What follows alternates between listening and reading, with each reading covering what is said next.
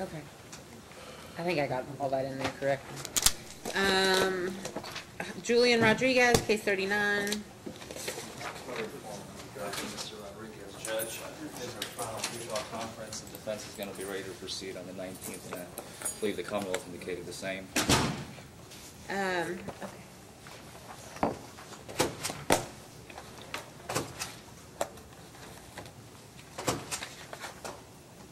We already had it in there scheduled. Okay. You all only have one case in front of you, but I don't know which one's the older case, just from looking at my calendar. So if you can just check in sometime during the morning docket to make sure which case is going, I would appreciate that. We'll set it for 219. Just for my own knowledge, what was the final offer that was rejected? I believe minimums standard offer. Idea. Yes, Your Honor. To the best of my recollection, that was the agreement. Okay. That was offered, but never accepted. Okay, and she is aware that she can't use the BA at all, right? Yes, Judge. She indicated that she may still call the BA officer for purposes of showing what my client looked like, testifying as to what he saw, heard in the BA lab.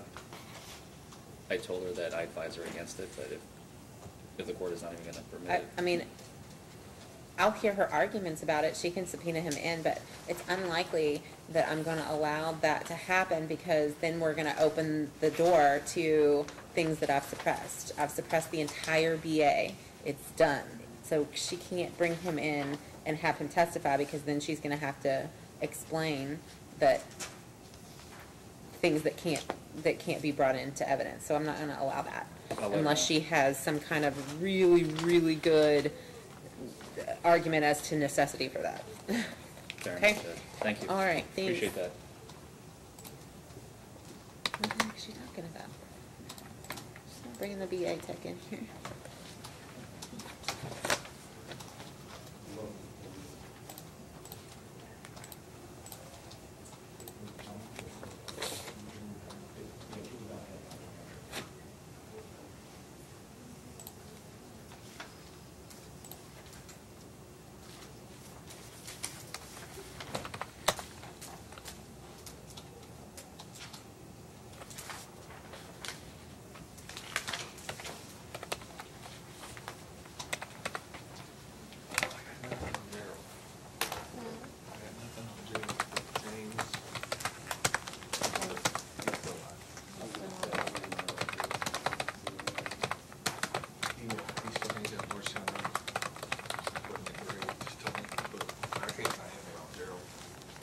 Nothing in court and justice has changed. Nothing.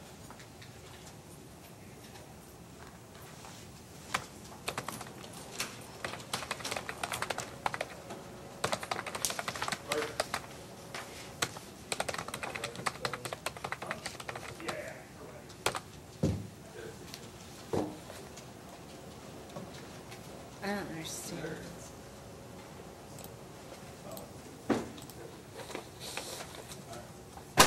All right. Y'all ready? Case 52, Julian Rodriguez. Larry Forman on behalf of the defendant, Your Honor. I understand that the Commonwealth has some issues in filing a motion, which I've been presented with just this morning. I've been presented with it just this moment. So, does somebody want to fill me in on what's going on? Your Honor, I'm really sorry about this, but we felt that it was best to follow this motion. Hang on just a second. Go ahead. Go ahead. We just felt that it was best to follow this motion, just based on the situation that occurred on February 5th,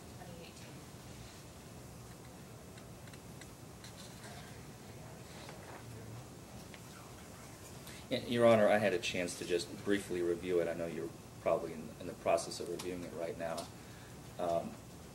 First off, the county has known about this alleged issue since February 5th, when defense counsel notified her by a text message letting her know what has transpired, and she has waited a full 2 weeks to file this. So I think the court should not even entertain this motion as last minute the morning of trial in the first place. Okay. She had 2 weeks to do this. And secondly, even if the court does choose to entertain this motion, Your Honor simply clarified an earlier ruling that was made in this case back on a hearing that was held in July. And also, this is on the record, so it's not ex parte communications. But No, go for it. May I speak, Judge? Yeah. No, Your Honor, with all due respect, and again, the part of the delay, and I wouldn't even call it a delay, is we don't file this motion cavalierly to file something like this. But with all due respect, as Ms. Mudrak's supervisor, I feel it's ex parte communication.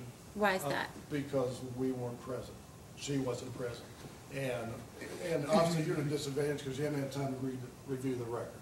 But I think if you do, you will see in the tape that we've tendered to you, when Mr. Forman came in and reported to you that they had a conference and they were set for trial today and everybody was ready, that was fine.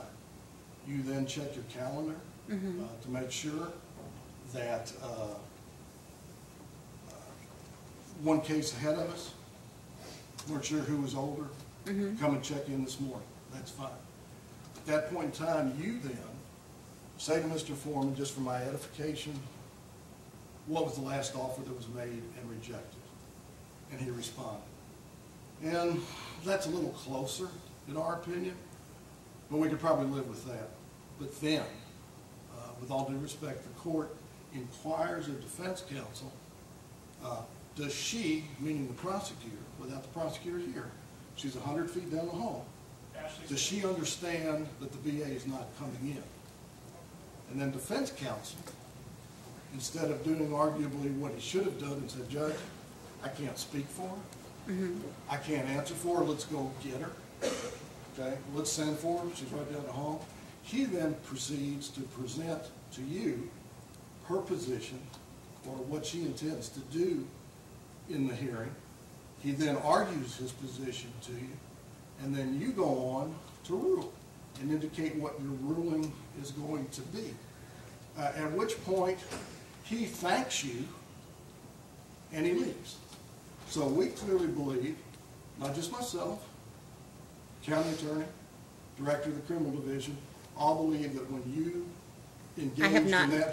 I have not entered a ruling on that issue. Well, you indicated how you would rule, which again... Unless arguments can be made, but here's the thing. If the BA is out, which has already been ruled on and was not ex parte, the BA is out, then what my concern is, and certainly arguments can be made, but my concern is that we are then going to confuse the jury if what Mr. Forman had said was accurate, and I don't know if it was accurate or not, but that's why we have hearings on these things, okay? That's why communication with the Commonwealth is necessary, but wasn't done in this case, and I don't feel that that was my fault. I cannot get up off the bench or call for attorneys every time that there's a question about this. When there is an issue such as these types of things, I expect motions to be filed prior to the trial date, including if an additional witness is going to be called for any purpose after a ruling has already been made. And what I don't want to have happen, and what was indicated to me, although it was not a ruling,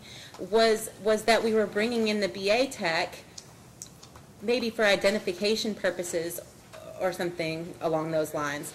But what my concern is that that's going to confuse the jury and indicate to them that I'm hiding, or we are hiding, evidence from them in that we've suppressed it and they're not allowed to hear it. And I'm not going to allow evidence to be backdoored into a jury's hearing if that's the case. Now, I've not made a ruling. And in fact, as of today, I was planning on allowing I was planning on 2 witnesses at least, the BA tech and the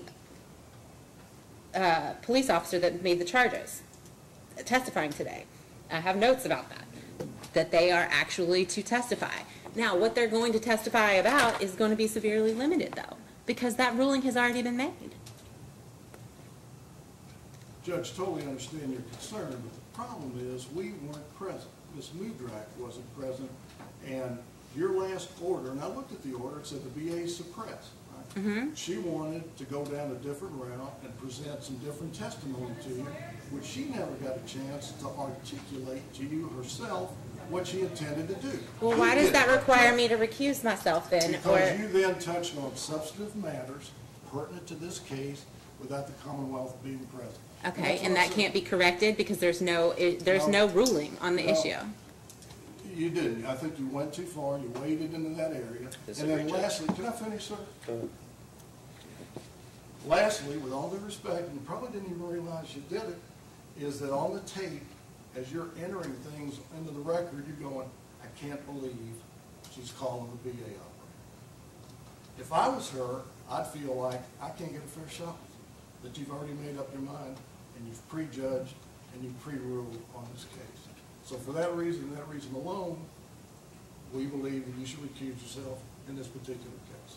Thank you. Your motion is denied. You can appeal it if things don't turn out your way, I suppose, but I did not make a ruling. I did not do any of the things that you've alleged that I have done. Now, if you intend to have the VA operator testify regarding the BA results, then that is denied. If you want to call the BA tech, you can call the BA tech. I don't know what the purpose of that is, but I have not ruled on it. And if you want to make arguments about something, totally fine. We can do that.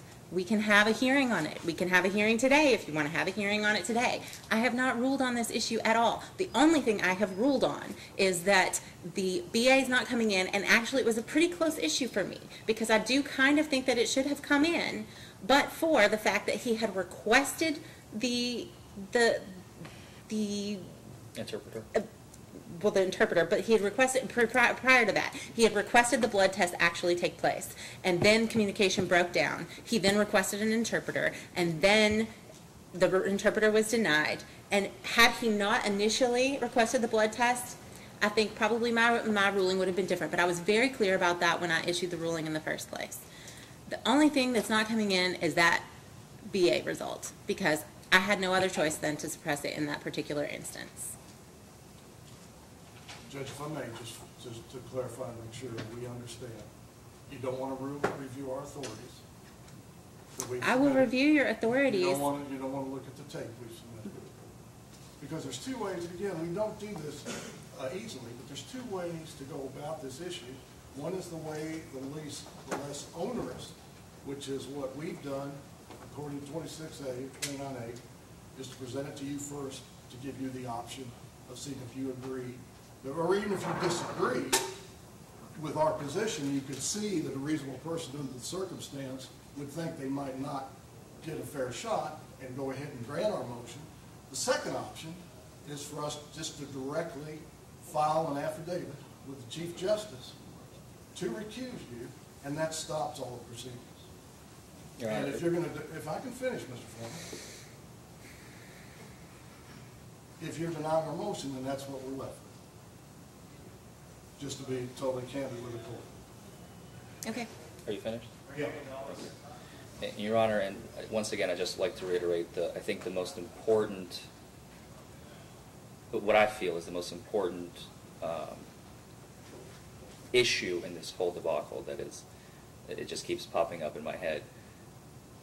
Ms. Mudrak has known about this alleged issue. Again, I don't think there's an issue here, but since February the 5th. We are here today. She, in all fairness, she did call me Friday evening or Friday late afternoon to let me know that there was going to be a motion forthcoming. I was aware, I didn't know what it was. I asked her, she said, you will find out Monday morning when I file my motion.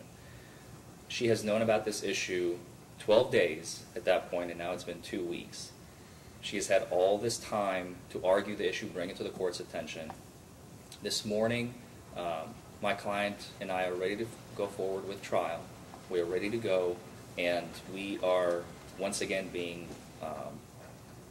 I think this is just a last-ditch effort attempt to get a continuance. This is my own personal opinion, but we are ready to go, and we want to move forward on this case. If they wish to later appeal, if they lose, for instance, I don't know what the proceedings are for the Commonwealth to appeal a case that a jury decides, but if they wish to do so, they're free to do so. Whatever proceedings whatever motions, whatever issues they want to raise, whatever motions they want to file after today, I think today the trial should go forward. Judge, if I may. Can I say something real quick? Oh, absolutely. Okay. There hasn't been a ruling that has been in any way, there hasn't been a ruling against your all's favor. There hasn't been one. And you don't know that there is going to be one. In fact, I've already stated that there is not going to be one. What the request is that the BA testify. And the BA will testify. And I will not be the one making the decision on the case. It would be a jury, because it's a jury trial. So please tell me what punishment there is to you for me to preside over a jury trial in this case. It's one, I don't think an order is required. Okay, I think that's not a point. The fact that you didn't enter an order. Okay, I think the fact what the tape shows is by virtue of the ex parte communication that you entered with Mr. Forman, and he allowed to continue and participate in. So it's not just the court, it's defense counsel as well. He could have stopped. And I've been in those situations before where, Judge, I can't answer for the other side. Let's go get them, or let's wait till they're here. But there's a diatribe, there's an exchange between the two of you. On the record, in open court. In open court, on the record, about substantive matters that pertain to this upcoming trial.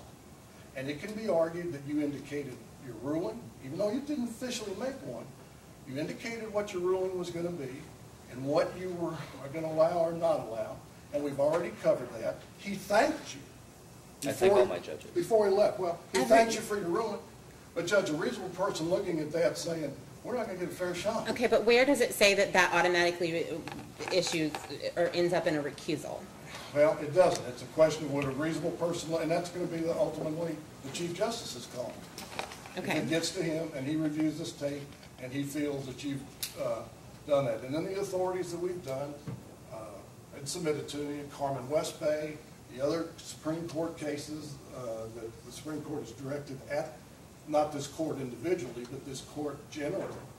There's a correspondence in there from Mr. O'Connell to the Chief Judge, to all the members of the bench, to please don't do this, please don't engage one-on-one without us being present.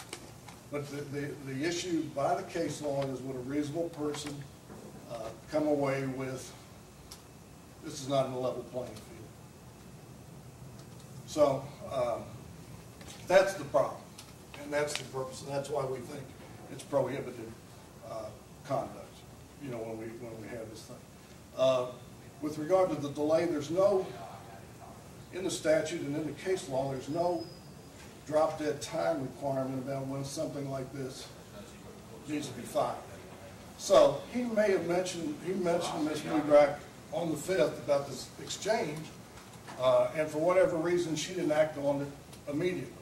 I don't think there's a requirement. Something could happen as we came into the courtroom where a judge would say or do something that would lead one of the parties to think it might not be fair and objective and cause for one of these motions. At the end of last week, my recollection is, he then reiterated to the defense counsel, reiterated to Ms. Mudrak about this conversation that he had with you. And at that time, interjected sanctions and interjected a bar complaint, perhaps, about him towards her, that if she insisted on going forward. With the number. No, if she wasn't never going to put the number in, you suppressed the number. That's not coming in. There's no issue about that. But I think what she was, and again, it's why we're here, wanted to see if the BA tech, without identifying himself as such, could be called for another reason or another purpose. But that's when he brought up the sanctions argument or the bar complaint argument, which then at the end of last week caused her to go back and look at the tape for the first time, for the February 5th time, alert her supervisors about this ex parte communication that occurred between you and Mr. Forman. So the communication was actually relayed to Ms. Mudrak. On the 5th, as soon as I left the courtroom. By him, again, without knowing That's how all that's accurate required. it was.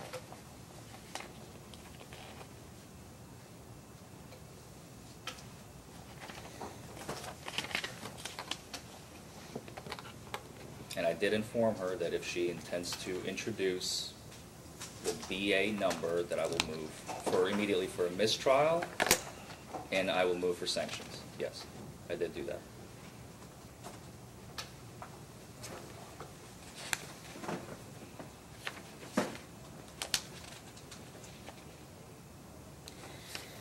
All right.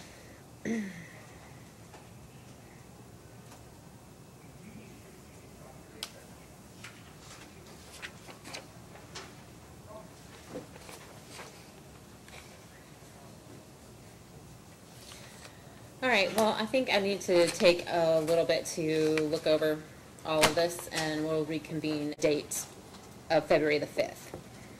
Number 3, this is without doubt a misunderstanding, I'm sure, about the court's rulings and the attentions in a case, which is a guess at what the court was going to rule to, and I personally, I will refer to myself as the court, but I'm just going to go ahead and say I believe that it is not reasonable to believe that the court is not impartial in this case.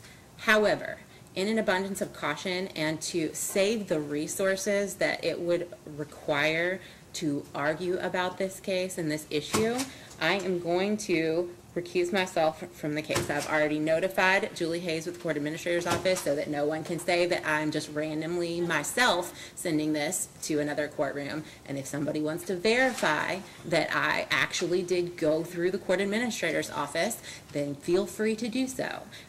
Because the last thing I'm going to tolerate is another argument that I was improper. This case is being randomly transferred to courtroom 204 for whatever the next date is that you all choose. I believe we'll have to get a date. And, Mr. Richwalsky, from this point forward, I will require Ms. Mudrak or some other prosecutor with the DUI office to be in the courtroom for each and every case, including bench warrants, that is going to be called in my courtroom. Yes, Your Honor. You want to pick a date? Thank you, Judge. So, just so I'm clear, are we going to proceed to 204 to pick a trial date with? Yes, but it won't be transferred up there for today. Okay. It's going to be transferred for another day for you all to discuss. Okay. I would suggest that for Judge Hollenbach's benefit, that any additional motions or motions in limine or anything else that needs to be discussed prior to the trial date, that it be ready by the next court date, which will be whenever you all choose. You tell me. Will do, Judge. Thank you, Your Honor. Mm-hmm.